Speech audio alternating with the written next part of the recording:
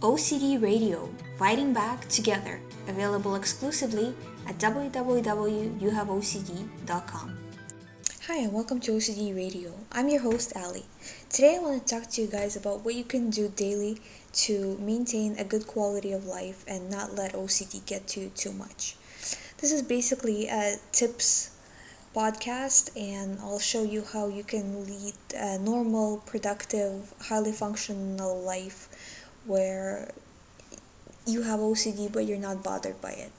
Obviously, getting over OCD is a process, and sometimes all these habits take years to establish, so they're not going to go away overnight. If you've been asking for reassurance for years, if you've been avoiding things for years, if you've been obsessing about things for years, it's not going to go away overnight, and you can't expect it to, because if you do expect it, what's going to happen is you're going to set yourself up for disappointment and feel like you're never going to achieve anything because it's not coming too fast. It's like when people go on a radical diet and they're not getting slimmer, so they just give up and start, overeating again. This is a slow process. It's not going to be fast.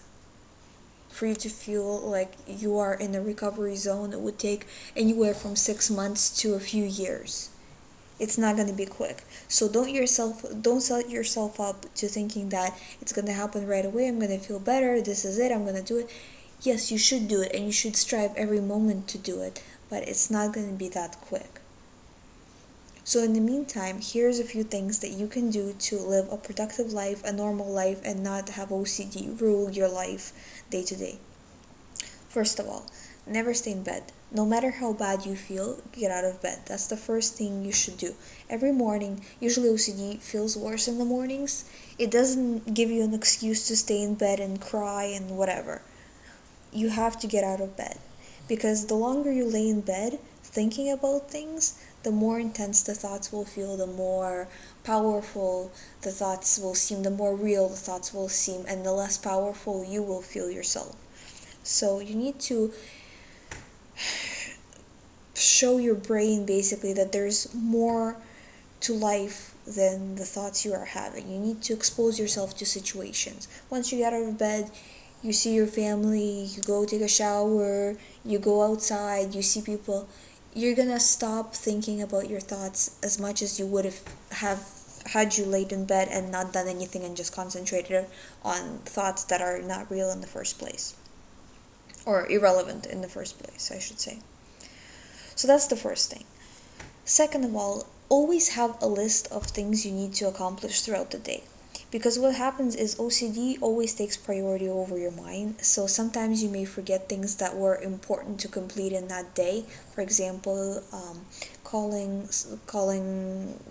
businesses, calling work, whatever. It doesn't matter what it is, but important things, even like for people who stay at home, like cleaning, cooking, whatever. The point is, you have things to accomplish every day of your life, no matter how you feel.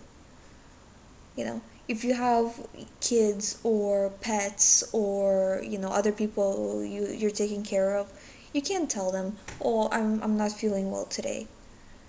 You could, and they may understand for a little while, but everybody's gotta have some basic care, and you have to, in a lot of ways, if you're taking care of people, you need to give them that care. So you're responsible for things, and you can't avoid that responsibility by saying, oh, I have OCD today. You're going to have OCD every day for a very long time until you get yourself together, you get out of bed, and you get on track. And the way you get on track is to not let OCD rule your life. You rule your life, not OCD. And just because you have a bad thought does not mean you cannot do this or that. You can do all of those things, it just takes a little more willpower. I know, because I've done it, and I've done both. I've laid in bed and I'm like, no, I can't do anything, it's too hard, all of that. And, then eventually came a day where I couldn't do it anymore. I had to get out of bed, I had to do things, and I did it, and I'm telling you, at first it was horrendously hard, because, you feel like your thoughts are overwhelming you so much, you feel like crying halfway through whatever you're doing. But you will get through it, and it will get easier, because just like your brain adjusts to the anxiety and overwhelming stress of OCD, it will adjust to additional stress of you doing other tasks while having OCD thoughts. I can tell you this from experience. This is not, me trying to make up something. I'm telling you, this is what it is. This is how it works. So don't be afraid to try to press yourself to go a little bit further and to see if you can achieve a semi-normal life with OCD just because you're feeling already overwhelmed. So let's move on. What else can you do? Besides having a list, it is very important for other people to know, other people who live around you to know exactly what level your OCD is at. It will just save a lot of problems in the long run.